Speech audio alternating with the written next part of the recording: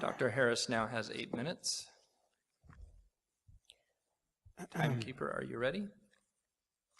Begin. Well, perhaps you've noticed Dr. Craig has a charming habit of summarizing his opponent's points in a way in which they were not actually given, so I will leave it to you to sort it out on YouTube. Needless to say, I didn't call those esteemed colleagues of his psychopaths, as I made clear. In any case, Dr. Craig has merely defined God as being intrinsically good. If you want to charge someone with merely semantic games, the shoe's on the other foot as well. There is no reason that I can see why there couldn't be an evil God, or several. Okay, but his God is intrinsically good. Goodness is grounded in his very nature. That is a definitional move that he has made.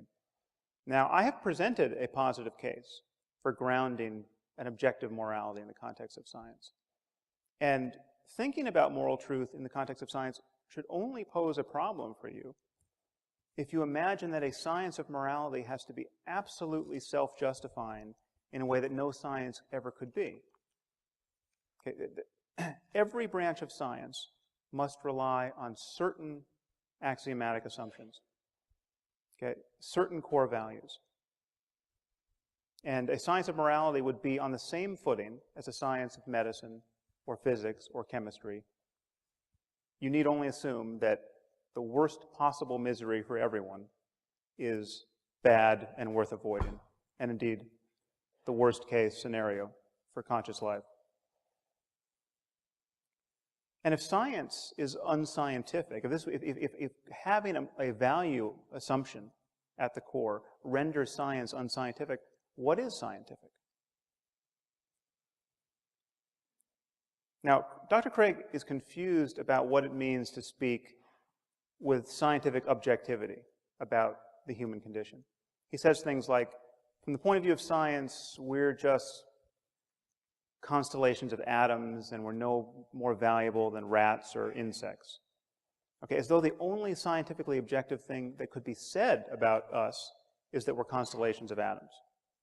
Okay, there are two very different senses in which we use these terms, subjective and objective. Okay, the first is epistemological. It relates to how we know. And when we say we're reasoning or thinking objectively in this sense, we're talking about the style in which we're thinking. We're talking about the fact that we're seeing through our biases, which is to say, trying to jettison bias. We are reasoning in a way that's available to the data. Our minds are open to counter arguments. Now, this is the absolute foundation of science, and this is what opens such an invidious gulf between science and religion, the difference here in this approach to objectivity. But science does not require that we ignore the fact that certain facts are subjective, ontologically subjective. Okay, there are facts about the human condition that science can understand and study that are first-person facts, facts about what it's like to be you. Okay, and we can study these facts, and our study of them reveals how much deeper and richer and more meaningful our lives are than the lives of cockroaches. Okay, so this is a false reductionism that he's purveying here. Now, so there are subjective facts. If you happen to have an intact nervous system, being burned alive will be excruciatingly painful. The painfulness of pain is a subjective fact about you. Okay, what my argument entails is that we can speak objectively about a certain class of subjective facts that go by the name of morality, that relate to questions of good and evil, and these depend on the well-being of conscious creatures, especially our own. And by this light, we can see that it's possible to value the wrong things. I mean, if you think you prefer to be neurotic and in pain, and incapable of creative work, and completely disconnected from other people, there's something wrong with you. Okay, objectively wrong with you? Yes. Okay. In that you are closed to higher states of consciousness. Higher with respect to what? Higher as in further from the lowest possible state of consciousness, the worst possible misery for everyone. Okay. Is the worst possible misery for everyone really bad? Once again, we have hit philosophical bedrock with the shovel of a stupid question. Now, I want to take a brief moment to speak about these higher possibilities, because it's often thought that non-believers like myself are closed to some remarkable experiences that religious people have. That's not true. That's not true. There's nothing that prevents an atheist from experiencing self-transcending love and ecstasy and rapture and awe. There's nothing that prevents an atheist from going into a cave for a year like a proper mystic and doing nothing but meditate on compassion, say. What atheists don't tend to do is make unjustifiable and unjustified claims about the nature of the cosmos or about the divine origin of certain books on the basis of those experiences. Now, the prospect of somebody becoming a true saint in life and inspiring people long after their deaths is something that I take very seriously. I've spent a lot of time studying meditation with some very great, wise old yogis and Tibetan lamas who've spent decades on retreat. Really remarkable people.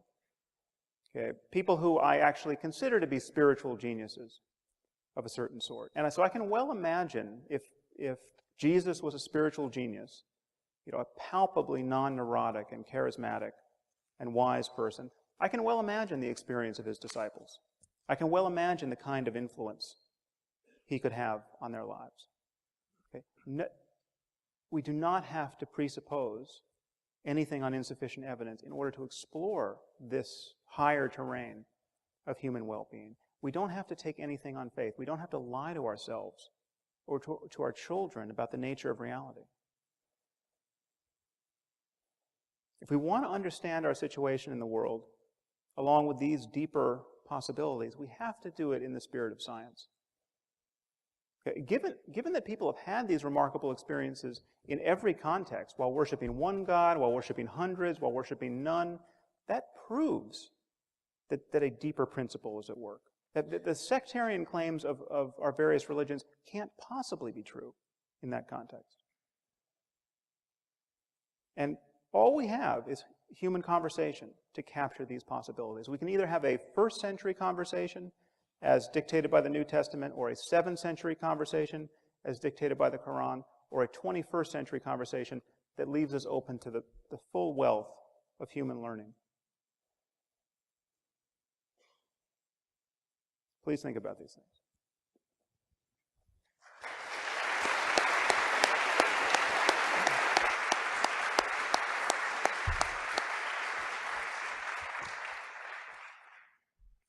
We're now moving to 5-minute closing speeches.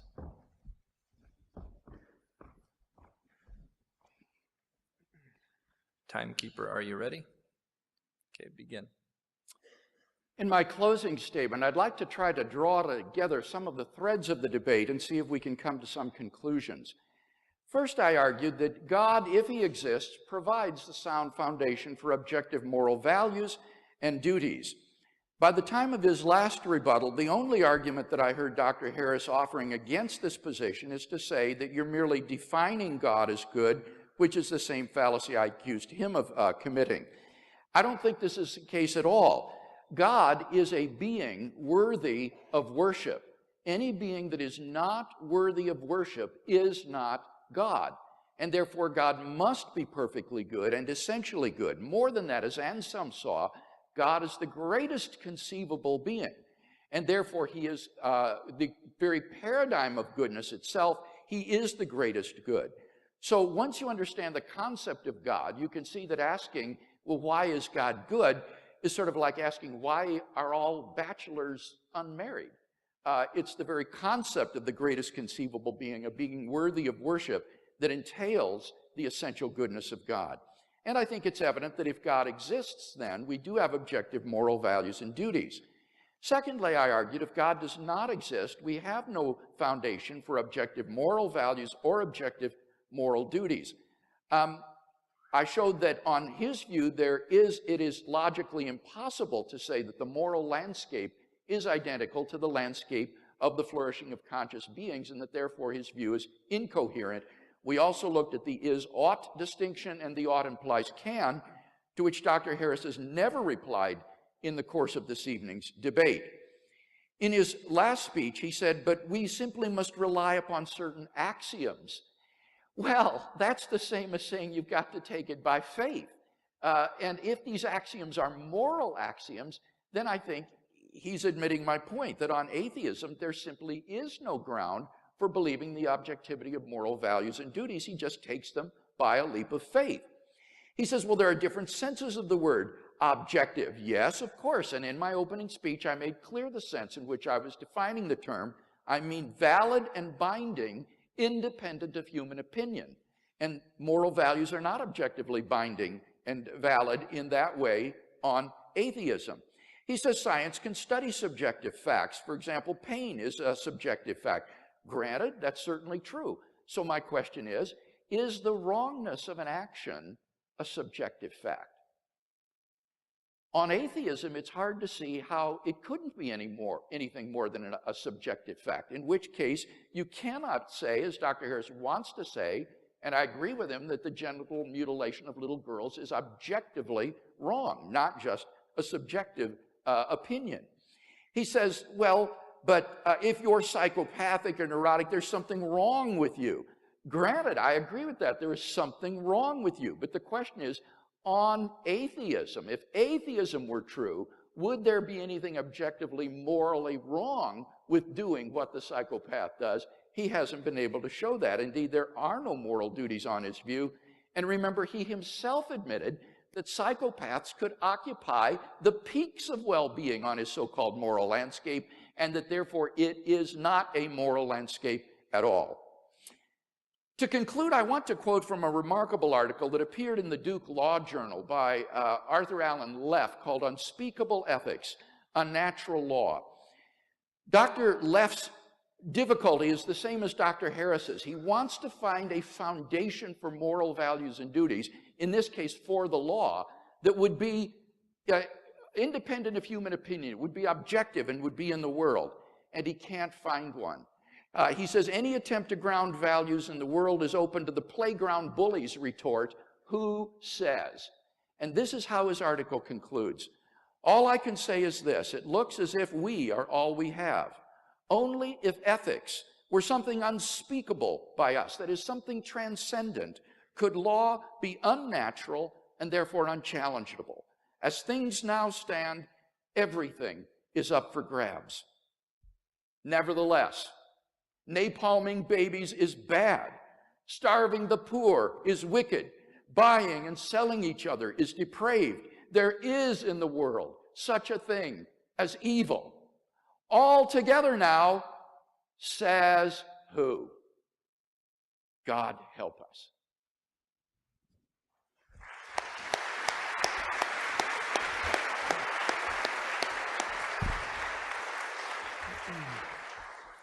And now Dr. Harris has 5 minutes.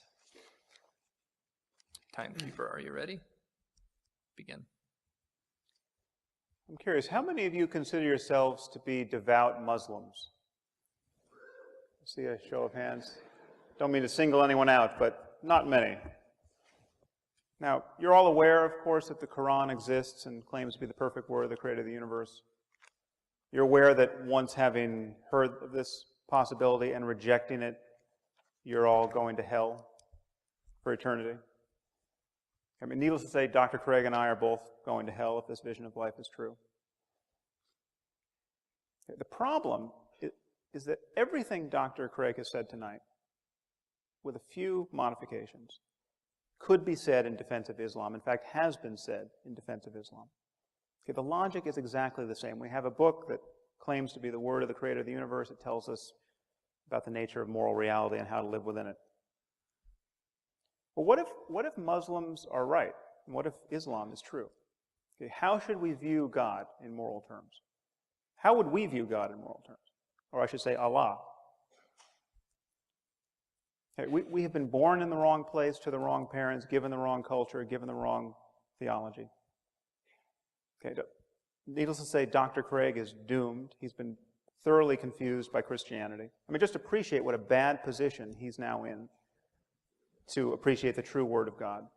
I've been thoroughly misled by science. Okay, where is Allah's compassion? Okay. And yet, He's omnipotent. He could change this in an instant. He could give us a sign that would convince everyone in this room. And yet He's not going to do it. And hell awaits. And hell awaits our children because we can't help but mislead our children. Okay, now just hold this vision in mind. And first appreciate how little sleep you have lost over this possibility. Okay? Just feel in yourself at this moment how carefree you are and will continue to be in the face of this possibility. What are the chances that we're all going to go to hell for eternity because we haven't recognized the Quran to be the perfect word of the Creator of the universe? Please know that this is exactly how Christianity appears to someone who's not been indoctrinated by it.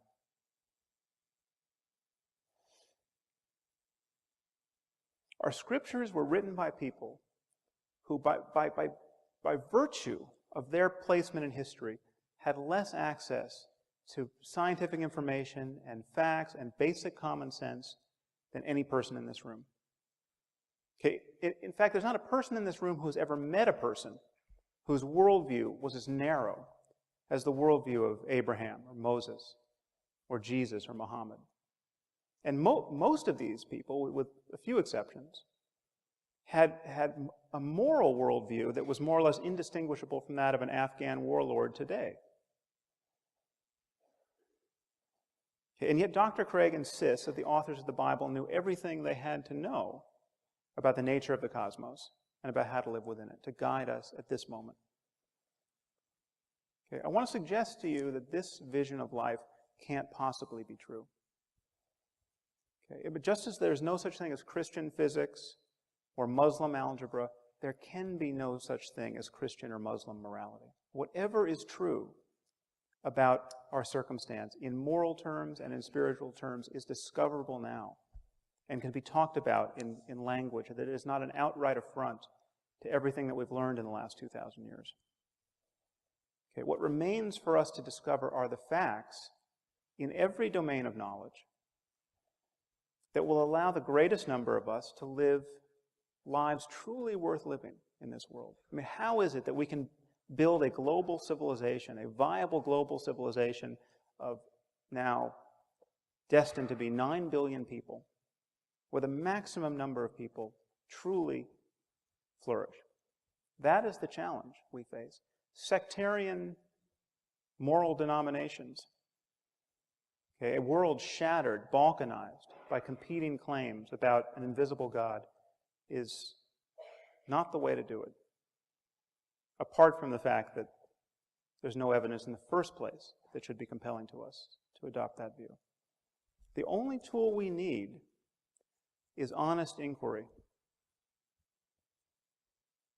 And I would suggest to you that if faith is ever right about anything in this domain, it's right by accident.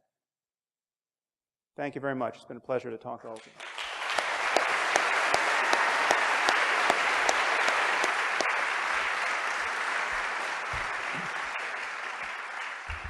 We started 15 minutes late, and so I'm going to allow us to go until 9:15. That gives us 30 minutes for questions.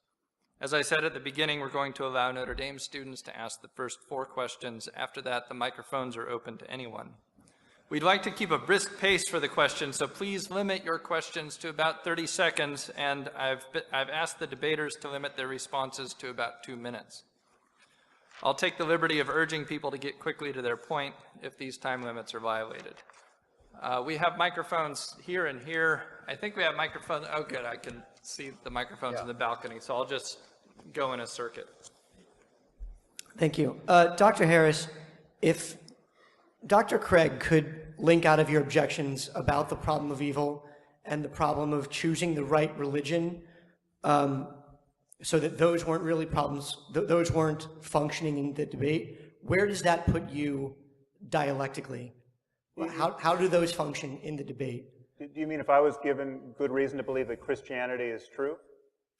Or if Dr. Craig could show that choosing a particular religion wasn't necessary for the grounding of morality, just that some religion being true was sufficient for there being a grounding for morality, and that the problem of evil was somehow answered. Well, I would never be tempted to dispute that we could make up a religion that, if true, would be a grounding of morality. I mean, those imaginary schemes are there for the asking. We could make them up, and in about 5 minutes we could make up a better religion than any that exists. I mean, you just take Christianity and cut out Leviticus and Deuteronomy, and already you've done great work.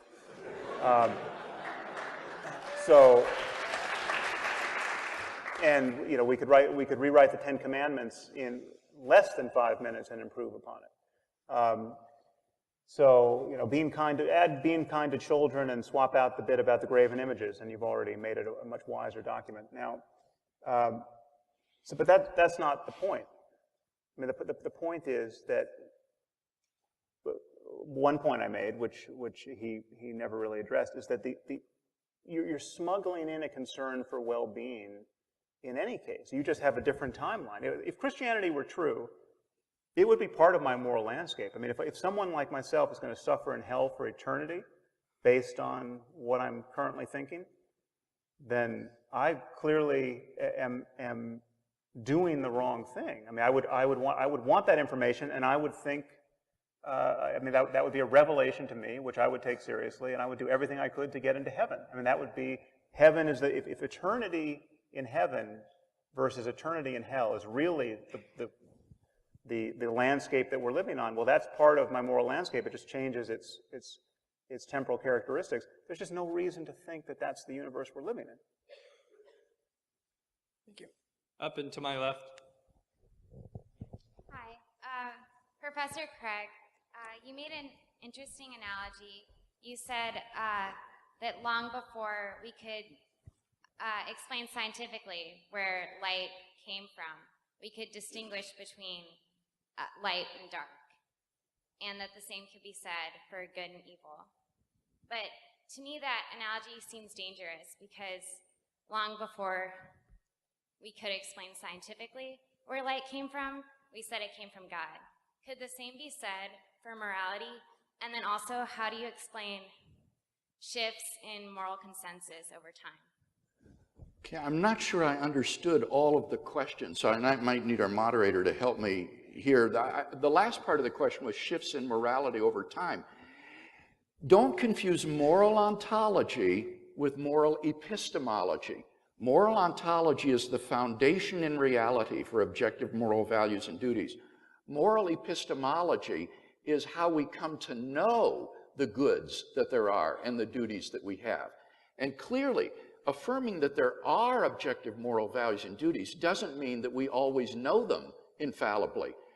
Clearly, over time, there's such a thing as moral growth and moral development. When I look at my own life, I look back at my life as a young man, and I can see certain attitudes and things that I had that I now would be ashamed of morally. I think I've experienced moral growth. So there's no reason to think that the objectivity of moral values and duties implies that there isn't such a thing as moral growth or a clearer apprehension of the good, or sadly, in some cases, a moral degeneration of a society and turning away from good. So these are two different problems, and my concern is moral ontology. Now, I didn't catch the first part of the question.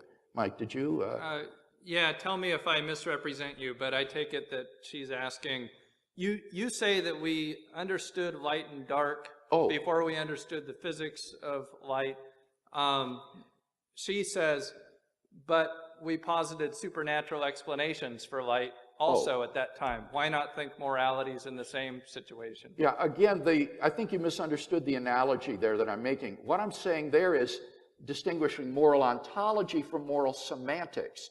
And what I'm saying is I'm not offering a moral semantical theory about the meaning of the words good and evil, right and wrong. I'm talking about their foundation in reality.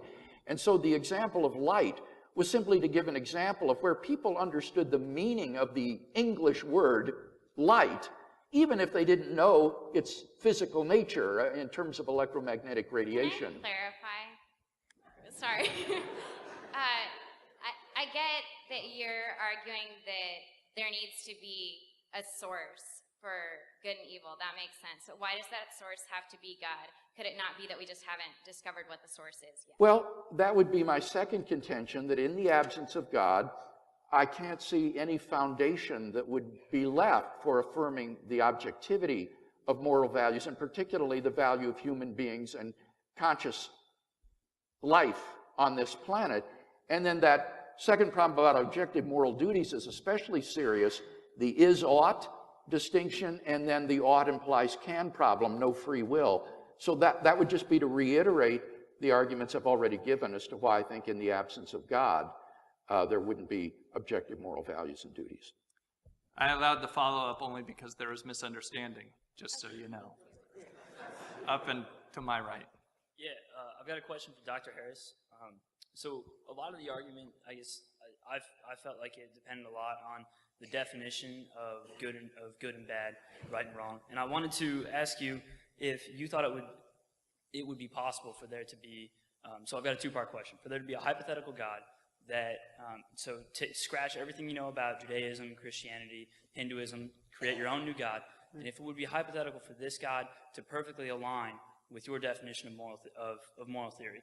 So say that this God says and commands that good and bad are dependent on the well-being of conscious animals. And then simultaneously to that question, whether you think a God of love does just that. Because it seems to me, in my experience and looking at history, that there is no greater continuum across human history than the presence of love, and the fact that we've had marriage, whether homosexual, heterosexual, transgender, from the moment we've been living animals. And so if that really is the root of our well-being, then how does a God of love not promote well-being? So, but answer the first part first. Yeah. Well, love clearly has a lot to do with our well-being. And if there were a God of love who was really acting like a God of love and was making, the problem is the existence of God doesn't really add to the moral stature of love in that case, because, or the moral stature of the good. I mean, this goes to the Euthyphro dilemma that we haven't spoken about, probably mercifully. But I mean, if it's either intrinsically good or it isn't, and for God to say it's good doesn't make it more good, and it's not good by fiat. So he's either saying it's good because it is good, in which case we can just deal with the fact that it is good, or it's just good because he says it's good, but then he can say any evil thing is good, which Dr. Craig's God does rather often, apparently. So, but love is clearly something we desperately want in our lives, and we're right to want it. We're deeply social creatures, and the fear that is sort of circulating here that well-being somehow leaves something out that's important, I think, and I argue at some length in my book, is quite unfounded, because whatever you bring to me which is truly important, you say, okay, you're talking about well-being, but here I'm talking about self-transcending love. This is really important. Well, self-transcending love is probably at the core of the deepest well-being that we can experience as human beings. But likewise, if the Christian hell exists and awaits me, well-being in the end is predicated on avoiding those flames. And so that means all of that, you're smuggling in a concern about consciousness and its future changes, whatever you bring in the moral domain. And so I'm saying we must be honest about that. We ground this in consciousness, and then we can talk about how human beings like ourselves can thrive. And I would grant you that love is probably on the top of the list. Down here to my right. Mr. Harris, from my personal experience and from my faith, I find that Christ's first commandment was to love thy neighbor and thy God. And I believe that if you are a Muslim, then you follow through with that. If you are a devout Muslim and you care about the well-being of all mankind. And It's kind of in relation to my next question, which is like, how would a naturalist respond to amazing miracles by God, which, like, say, the miracle of the sun, which was witnessed by 30,000 to 100,000 people in Fatima, Portugal in 1917, as well as miracles of the Eucharist, in which the Eucharist actually starts to form veins and bleed, and where this blood is actually tested and is found to be AB positive from the left ventricle of the heart. And it's actually been researched under leading pathologists in New Zealand to actually be throbbing and living as it was in his laboratory for the 30 days. Okay.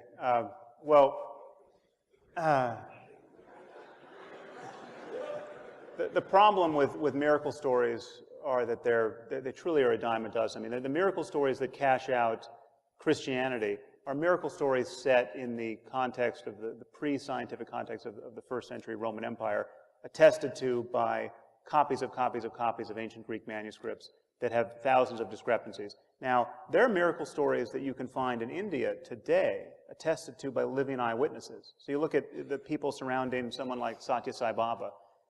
Thousands of Western-educated people go to India, spend time with Satya Sai Baba, and come away claiming that he's performed a variety of miracles. And in fact, if you add up all those stories, every miracle attributed to Jesus, including the resurrection of the dead, is attributed to Satya Sai Baba. And millions of people think he's a living God. These stories, from our point of view, don't even merit an hour on the Discovery Channel. Okay? And yet, 2.3 billion people think that the miracles of Jesus are worth organizing your life around. And that I think, is an intellectually unsustainable disparity. Now, I'm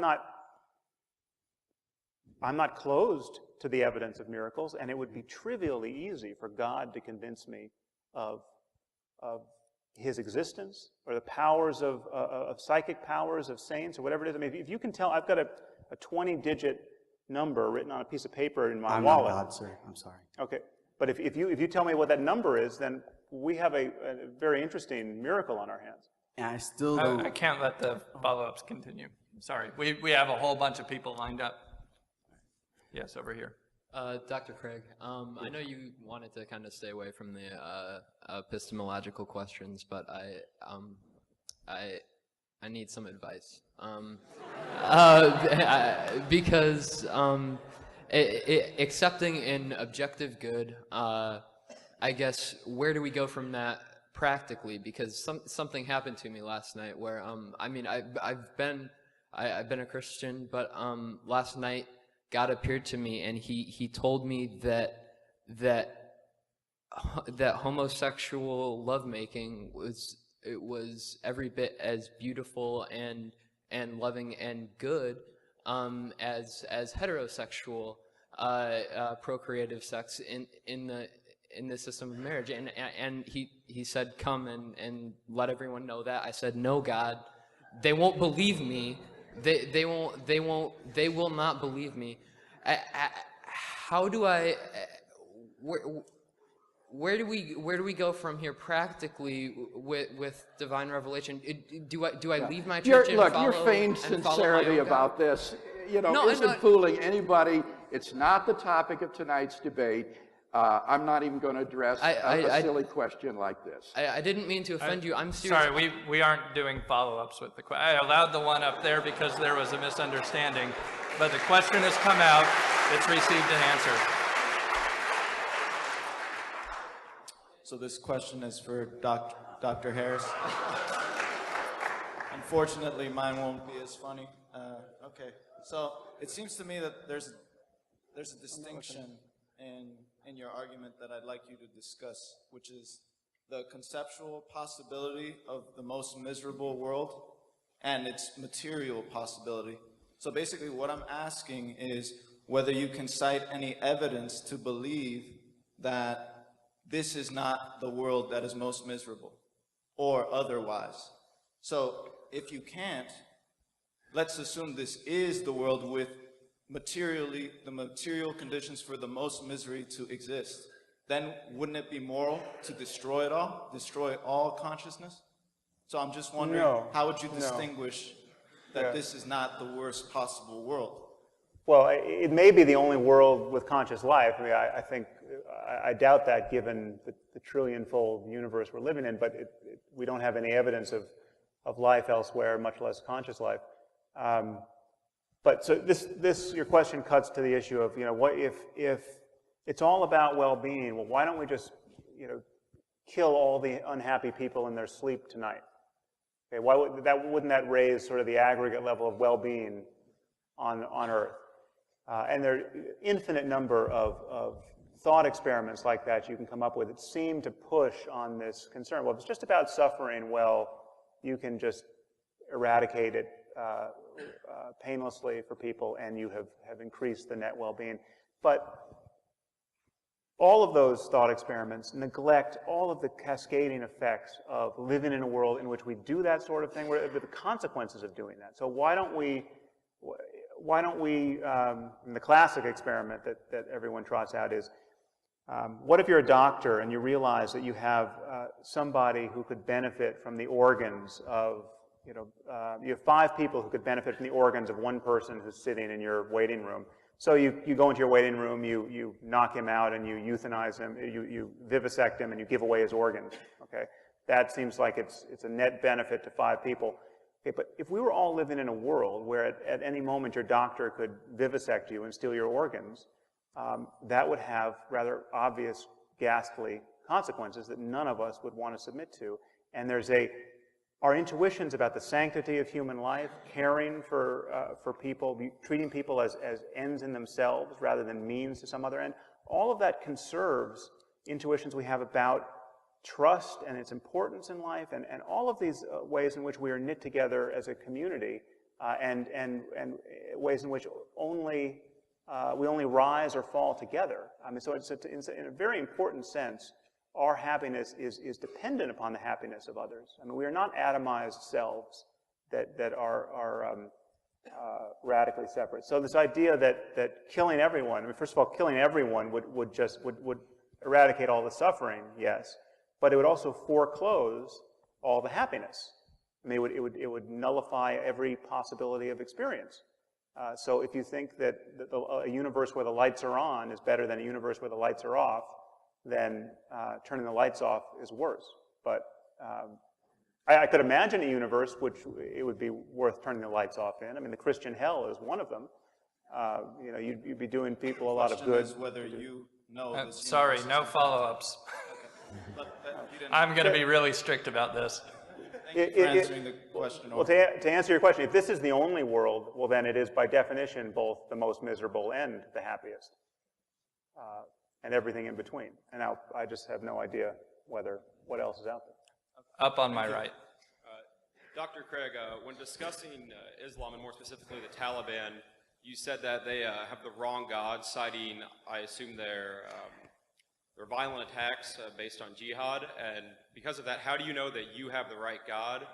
And if you do have the right God, what explanation can you offer for him authorizing the Crusades? Again, this isn't the topic of the debate tonight, but let me just say that one of the side areas that I specialized in my theological studies in Germany is Islam. And I'm persuaded that there are better reasons for believing that God has revealed himself decisively in Jesus of Nazareth by raising him from the dead after his crucifixion, whereas Islam is committed not only to the fact that Jesus wasn't raised from the dead, but that he was not even crucified, which is the one historical fact about Jesus of Nazareth that is universally acknowledged by New Testament critics across the spectrum. And so, with all the best will in the world, I could not be a Muslim. I see a lot of points of commonality. I applaud the monotheism of Islam, but in the end, I think that the Muslim faith gets it wrong about Jesus. So, Dr. Harris, I think that you've posed some interesting challenges to Christianity and to theism in general, but I want to return to the issue of debate, which is the objectivity of morality. And so, you say that you can base objective morality on the assumption that that this worst possible world is bad. So I think that we can all agree on that statement, that it is bad, But what's to say that that's not simply just a subjective assertion, that it's just something based on human opinion? I don't see any reason to think that that's an objective. Right. Well, I tried to show you in my opening remarks why that particular concern is not interesting or necessary. You can play that same game with everything that we think is objective. So why does 2 + 2 make 4? How it seems to make 4 to us, but how do we know that's not just a human intuition? I mean, what is wrong with a logical argument that contradicts itself? Why is self-contradiction not a good way to argue? Well, it just doesn't seem to fly. Now, you could always try to get behind that as an epistemological skeptic or a logical skeptic and say, well, this is just how you monkeys are wired to think. And there are interesting ways in which science at its forefront does create some of that tension. There are ways in which our logical expectations begin to break down in physics, but we use other scientific intuitions, and in this case mathematical intuitions, to try to get behind them. You have to pick yourself up by your bootstraps somewhere. Okay? It's better than pulling yourself down by them. And so you have to every objective paradigm has to make a first move. It has to step into the light based on some axiomatic judgment that is not self-justifying. Gödel proved this in logic, and if this is true for arithmetic, it's true for things far more complicated than arithmetic.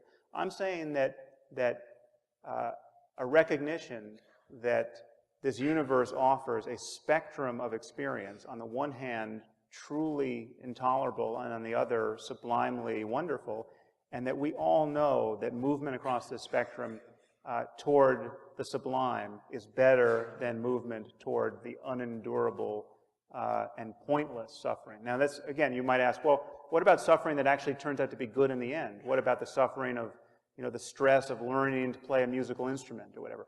Again, that's not a counter. I mean, there are ways to climb. We might have to go down a little bit to go up to a higher place on this landscape, and that we can make sense of that kind of struggle. And so I'm not equating the good with mere pleasure in a way that Dr. Craig suggested. Okay, thank you. Yes, Dr. Craig, in your refutation of Mr. Harris, you rely very heavily on the distinction between is statements and ought statements, where you could take the entire collection of known is statements and never be able to logically derive an ought statement. So I have one question for you. Is the statement, God exists, an is statement or an ought statement? That's an is statement. So you can't derive any moral, objective duties from it? Not from that alone. Then you have unstated premises in your argument. Well, no, I stated them clearly. I said that they're based in God's commandments, and that moral obligations and duties arise in response to imperatives issued by a competent authority. And so I would see that our moral duties are grounded in the imperatives issued by the good itself. Can I actually just add one piece there? Because I want to bring back this notion of psychopathy, because it now strikes me as even more relevant than I thought. So this idea that morality comes merely from the mere issuance of a competent authority. One of the features of psychopathy is an inability to distinguish true moral precepts that relate to the well-being of people and things that merely issue from a competent authority. So if you ask children sitting in a classroom, is it okay to drink a soda in class if the teacher gives you permission? Most of them will say yes. If you ask them, is it okay to punch your neighbor in the face if the teacher gives you permission? They immediately recognize the distinction between a moral infraction and a mere conventional rule. And this is very young children. But children at risk for psychopathy don't. Children at risk for psychopathy think that rules are just given by an authority. So if the teacher tells you you can punch a child in the face, you can punch a child in the face. This is, again, I'm not accusing religious people in general of being psychopaths, but there's a psychopathic core to this moral worldview. This divine command theory that Dr. Craig is advocating suggests that if God only tells you to sacrifice your firstborn son, it is good to do it. That's where goodness comes from. And so you've got people waking up in trailer parks all over America suffering some form of mental illness that's destabilized them and made them vulnerable to this way of thinking. And there are people who kill their children thinking they're Abraham who just didn't get interrupted by an angel. And this is the kind of morality that you get out of a divine command theory that, again, offers no retort to the jihadist other than, sorry, Buster, you happen to have the wrong God. But that's exactly your retort, Sam, that, 30 seconds that God has not issued such a command, and therefore you're not morally obligated to do it. No, if God did, he would be evil. I mean, so I can get behind that God. If God is issuing that command, he's an evil bastard. The problem is that you see on atheism, you don't have any basis for making that kind of moral judgment. I've tried to give you a basis. I'm sorry.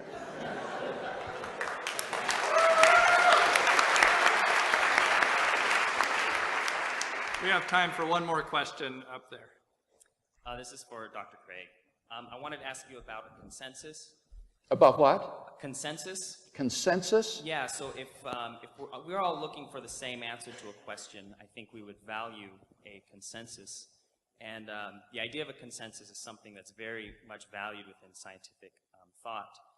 So if God is the basis for morality, it seems like it would be easy to come up with a consensus. And yet within Christianity, among Christians who are reading the same Bible and worshiping the same God, you find an absence of consensus, where questions like, is evolution true, or is homosexuality wrong, there's a vast variety of debate within Christianity, almost as much as there is with Christianity and secularism. And yet in the secular world, those questions, we have found consensus, and they've generally been put to rest. So do you value consensus, and how do you account for the lack of that within the Christian? Well, consensus on doctrinal issues is not relevant here. You would have to be talking about a lack of consensus on moral issues, and I think there would largely be a consensus on moral issues. As I said in my first speech, I'm not offering Dr. Harris a new set of applied ethical values. I think we largely agree on the issues of applied ethics. What I'm offering to him is a sound foundation for the moral values and duties that we both hold dear and recognize. So any disagreement about the perception of moral values is an epistemological question, not an ontological question. My argument is that on atheism, human beings are just animals. They're electrochemical machines. They don't even have free will, and therefore there is no objective moral duty. There is no objective moral value to them. And if we're to have a basis for the common moral truths that we, I think, all recognize, we need to have it in a transcendent source that is beyond nature, beyond the shifting sands of culture and opinion, and is rooted in a being who is goodness himself, and whose commands then reflect that goodness to us.